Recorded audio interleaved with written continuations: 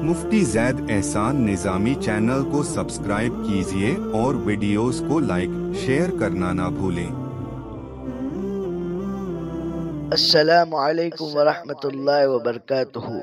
मेरे महतरम दोस्तों बुजुर्गों, उम्मीद है कि आप सब खैरियत से होंगे। जैसा कि आप सब जानते हैं कि कुरान मजीद का पैगाम ईमान वालों के नाम इस उन्वान से एक सिलसिला चल रहा है। अल्हम्दुलिल्लाह उसके 30 हिस्से मुकम्मल हो चुके हैं। आज जो 31वां हिस्सा हम आपकी खिदमत में रखते हैं, तो मुलाहजा फरमाएं। अऊज़ु बिल्लाहि मिनश शैतानिर रजीम, बिस्मिल्लाहिर रहमानिर रहीम। या अय्युहल्लज़ीना आमनू कूनू क़व्वामीन लिल्लाहि शुहदाअ बिल क़िस्त वला यजरिमन्नकुम शनआनु क़ौमिन अला अल्ला तअदिलू इअदिलू हुवा अक़रबु लित्तक़वा वत्तक़ुल्लाह इन्नल्लाह खबीरुम बिमा तअमलून। आयत करीमा का तर्जुमा है, ए ईमान वालो, अल्लाह ताला के लिए पूरी पाबंदी करने वाले, इंसाफ के साथ गवाही देने वाले बन जाओ, और किसी कौम की दुश्मनी तुम्हें हरगिज इस बात पर आमादा न करे कि तुम इंसाफ न करो। तुम इंसाफ करो, इंसाफ ही तकवे के ज्यादा करीब है, और तुम अल्लाह ताला से डरो, बेशक अल्लाह ताला तुम्हारे कामों को खूब जानने वाला है। अब इस आयत करीमा की तशरीह है कि इसमें मुसलमानों को अदल व इंसाफ करने और सच्ची गवाही देने की हिदायत दी गई। अदल व इंसाफ के बारे में तफसील हिस्सा नंबर 25 पर गुजर चुकी है। अब गवाही के बारे में मुलाजा हो कि सच्ची गवाही और हक बात कहने से पीछे नहीं हटना चाहिए, ताकि फैसला करने वालों को सही फैसला करने में आसानी हो। कुरान करीम में इस बात की ताकीद फरमाई है कि लोग सच्ची गवाही देने में कोताही और सुस्ती न बरतें। एक आयत में फरमाया कि गवाही को मत छुपाओ, और जो शख्स गवाही को छुपाएगा उसका दिल गुनहगार होगा। इस आयत से सच्ची गवाही देना वाजिब है और उसका छुपाना सख्त गुनाह है साबित हुआ।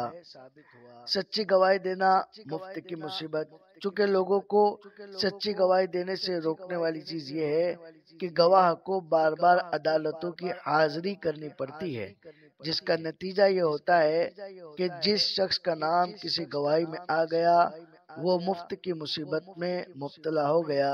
इसलिए कुरान में फरमाया कि गवाहों को नुकसान न पहुंचाया जाए। आज की अदालतों और उनमें पेश होने वाले मुकदमात की अगर सही तहकीक की जाए तो मालूम होगा कि सच्चे गवाह तो बहुत कम मिलते हैं, और वो गवाही देने से भागते हैं कि कई गवाही में नाम न आ जाए और बिला आखिर इंसाफ पर फैसला नहीं होता।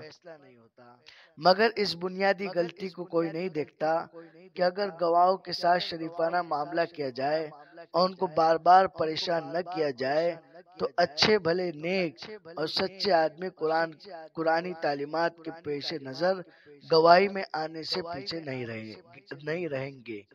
मगर जो कुछ है वो ये है कि मामले की इब्तिदाई तहकीक जो पुलिस करती है वही गवाहों को बार बार बुलाकर इतना परेशान करती है कि वो आइंदा अपनी औलाद को ये कहकर मरता है कि जिंदगी में किसी मामले का गवाह न बनना। फिर अगर मामला अदालत में पहुंचता भी है तो वहाँ तारीखों पर तारीखें लगती हैं। इस लंबी कार्रवाई ने जो अंग्रेज अपनी यादगार छोड़ गया है, हमारी अदालतों को गंदा किया हुआ है। अगर पुराने सादा तरीके पर कार्रवाई हो जो आज भी अरब ममालिक में राइज है, तो न मुकदमात की इतनी कसरत हो सकती है, न इतना वक्त लग सकता है, और न गवाहों को गवाही देना मुसीबत बन सकता है। वोट गवाही के हुक्म में दाखिल है। जानना चाहिए कि असेंबलियों और कौंसलों वगैरह के इंतखाब में किसी उम्मीदवार को वोट देना भी एक गवाही है। جس میں ووٹ دینے والے کی طرف سے اس کی گواہی ہے کہ ہمارے نزدیک یہ شخص اپنی استعداد اور قابلیت کے اعتبار سے بھی اور دیانت اور امانت کے اعتبار سے بھی قوم کا نمائندہ بننے کے قابل ہے۔ آپ غور کیجئے کہ ہمارے نمائندوں میں کتنے ایسے ہوتے ہیں جن کے حق میں یہ گواہی سچی اور صحیح ثابت ہو سکے، مگر ہمارے عوام ہے کہ انہوں نے اس کو ہار جیت کا کھیل بنا رکھا ہے۔ اس لیے ووٹ کا حق کبھی پیسوں کے عوض میں فروخت ہوتا ہے اور کبھی کسی دباؤ کے تحت استعمال کیا جاتا ہے، کبھی ناپائیدار دوستوں اور ذلیل وعدوں کے بھروسوں پر اس کو استعمال کیا جاتا ہے، اور تو اور لکھے پڑھے مسلمان بھی نااہل لوگوں کو ووٹ دیتے وقت کبھی یہ محسوس نہیں کرتے کہ ہم جھوٹی گواہی دے کر لعنت اور عذاب کے مستحق بن رہے ہیں۔ ووٹ ایک سفارش بھی ہے، جس طرح ووٹ دینا ایک گواہی ہے، اسی طرح سفارش بھی ہے۔ گویا ووٹ دینے والا یہ سفارش کرتا ہے کہ فلاں امیدوار کوئی نمائندگی دی جائے، فلاں امیدوار کو نمائندگی دی جائے۔ اس کا حکم یہ ہے کہ جو شخص اچھی اور سچی سفارش کرے گا تو جس کے حق میں سفارش کی ہے اس کے نیک عمل کا حصہ اس کو بھی ملے گا، اور جو شخص بری سفارش کرتا ہے یعنی کسی نااہل کو کامیاب بنانے کی کوشش کرتا ہے اس کو اس کے برے اعمال کا حصہ ملے گا۔ لہذا اگر یہ امیدوار اپنے 5 سالہ دور میں غلط اور ناجائز کام کرے گا تو ان سب کا وبال ووٹ دینے والوں کو بھی پہنچے گا۔ ووٹ ایک وکالت بھی ہے، اسی طرح ووٹ دینا وکالت بھی ہے۔ گویا ووٹ دینے والا اس امیدوار کو اپنی نمائندگی کے لیے وکیل بناتا ہے، لیکن اگر یہ وکالت اسی کی ذات کے متعلق ہوتی اور اس کا نفع نقصان صرف اسی کی ذات کو پہنچتا تو اس کا وہ خود ذمہ دار ہوتا، مگر یہاں ایسا نہیں، کیونکہ یہ وکالت ایسے حقوق کے متعلق ہے جن میں اس کے ساتھ پوری قوم شریک ہے۔ اس لیے اگر کسی نااہل کو اپنی نمائندگی کے لیے ووٹ دے کر کامیاب بنایا تو پوری قوم کے حقوق کو پامال کرنے کا گناہ بھی اس کو ملے گا۔ اس لیے ہر مسلمان ووٹر پر فرض ہے کہ ووٹ دینے سے پہلے اس کی پوری تحقیق کر لے کہ جس کو ووٹ دے رہا ہے وہ کام کی صلاحیت رکھتا ہے یا نہیں، اور دیانت دار ہے یا نہیں۔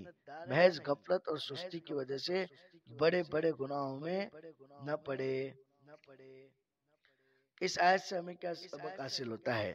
تو نمبر 1، سخت آزمائش میں بھی عدل و انصاف سے کام لینا چاہیے اور سچی گواہی دینا چاہیے۔ نمبر 2، انصاف ایک ایسا ترازو ہے جس میں ایک متقی شخص کو تولا پرکھا جا سکتا ہے۔ نمبر 3، امتحانات میں بچوں کے پرچوں پر نمبر لگانا بھی ایک گواہی ہے۔ اگر جان بوجھ کر یا بے پرواہی سے نمبروں میں کمی بیشی کر دی تو یہ بھی جھوٹی گواہی ہے، یہ حرام اور سخت گناہ ہے۔ نمبر 4، کامیاب ہونے والے فارغ التحصیل طلباء کو سند یا سرٹیفکیٹ دینا اس کی شہادت ہے کہ وہ متعلقہ کام کی اہلیت اور صلاحیت رکھتا ہے۔ اگر وہ شخص واقع میں ایسا نہیں ہے تو دستخط کرنے والے سب کے سب جھوٹی گواہی کے مجرم ہو جاتے ہیں۔ اللہ تبارک و تعالی کہنے سنے سے عمل کی توفیق عطا فرمائے اور قرآن کو مقصد بنا کر زندگی گزارنے کی توفیق عطا فرمائے۔ السلام علیکم ورحمۃ اللہ وبرکاتہ۔